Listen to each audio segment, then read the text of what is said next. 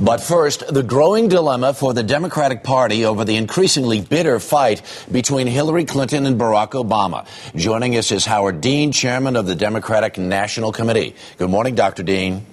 Harry, thanks for having me on. There's a lot of ill will growing among Democrats. Polls show a significant number of supporters of both candidates, Barack Obama and Hillary Clinton, say that they will switch to John McCain if their candidate is not chosen. How are you going to put this back together again? Well, I think the candidates have got to understand that they have an obligation to our country to unify. Somebody's going to lose this race with 49.8% of the vote. And that person has got to pull their supporters in behind the nominee.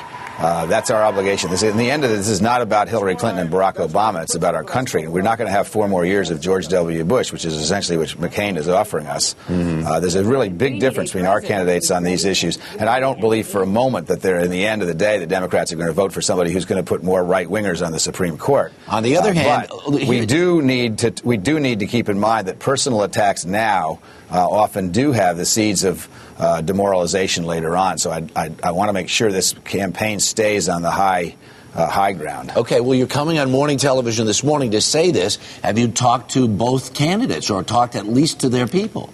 I have done both. I'm not going to say how those conversations went. I have good relationships with both candidates, and I think they would both be excellent presidents. Have they pledged to tone down the rhetoric? Well, I'm not going to get into who said what on the telephone calls, but I think that it's important that we understand this is not, again, about Hillary Clinton and Barack Obama. It's about a change for our country. It's about $3.50 gas prices. It's about staying in Iraq for 100 years. It's about a hands-off. Well, this season is over. Do you want the superdelegates to have some sort of vote immediately so that you'll know months in advance of the convention what the outcome is? Well, I think the superdelegates have already been weighing in. I think there's 800 of them, and 450 have already said who they're for. I'd like the other 350 to say who they're for at some point between now and the 1st of July, so we don't have to take this into the convention.